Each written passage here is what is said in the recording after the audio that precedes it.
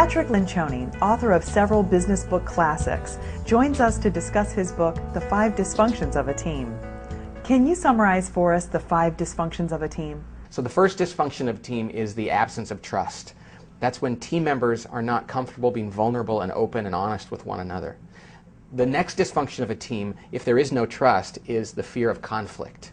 Because people on a team should be comfortable engaging in good, healthy conflict around ideas. When there's no conflict, then we get to the next one, which is the lack of commitment. When people won't commit to a decision because they haven't weighed in on a topic, they don't buy into that topic. Conflict enables people to commit to something. When there's not commitment, we're led to the fourth dysfunction of a team, which is the unwillingness to hold one another accountable. Great team members hold each other accountable. It's a peer-to-peer kind of thing. Because they've committed to the decision, because they had conflict and they trust each other, of course they'll enter the danger and hold each other accountable for what's necessary for the team.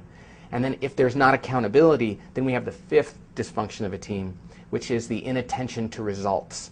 And what that is, it's when team members aren't focusing on the collective results of the team, they're focusing on their own ego or their own budget or their own department or their career. Who is this book written for? I specifically target it to executives in a company, but it's not limited to them. Luckily, and I'm glad to know that people from churches and sports teams and the military and nonprofit and schools are using it as well. So it's very broadly based, but it was written about an executive team because that's how I started my company, working with CEOs and their teams. Backstabbing and office politics can really cripple a company's operations.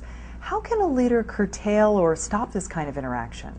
Well, the first thing they need to do is build trust on a team, because politics is a very natural result when there's a lack of trust, because then people are trying to organize what they say in a way that manipulates the audience, or that trying to win rather than really solve the problem. But the other thing a leader has to do is call it out. There's nothing more powerful than when you see someone say something that sounds like it's passive-aggressive or political to say, you know, that sounded pretty passive-aggressive or political. You take the oxygen out of the room and you make it so it's very difficult for someone to continue to do that. How can the new leader of a team not be intimidated by the team? A new leader on a team is so tempted to not let people see them sweat, to be perfect. But truthfully, the best way to overcome intimidation among a new group of people that you have to lead is to be very comfortable with your own vulnerabilities. People want to follow a leader who's real and human. And so when they see that a person knows who they are, you know, faults and strengths alike, they're much more likely to trust them and to do what's asked. Tell us about some of your other best-selling books. The Five Temptations of a CEO was the first book I wrote, which was based purely on my observations of various CEOs and leaders I knew. The Four Obsessions of an Extraordinary Executive is about our entire practice, how to build a healthy organization, one that minimizes politics and confusion and maximizes morale and productivity and retains really good people. I started my own company to help organizations be more effective, but The 3 Signs of a Miserable Job is my first real addressing of that issue head on. You also have a book called Death by Meeting. Why is it that so many meetings fail to accomplish anything? People don't want to sit in a room for an hour or 2 hours and be bored. And there are things that you can do to make meetings less boring. But the other reason, which is even more important, is they lack context. Meetings are too often a combination of every topic under the sun, which ends up really accomplishing nothing. Meetings have to have more focus and more clarity so that when people go to that meeting, they know why they're there. Your models are so simple and actionable.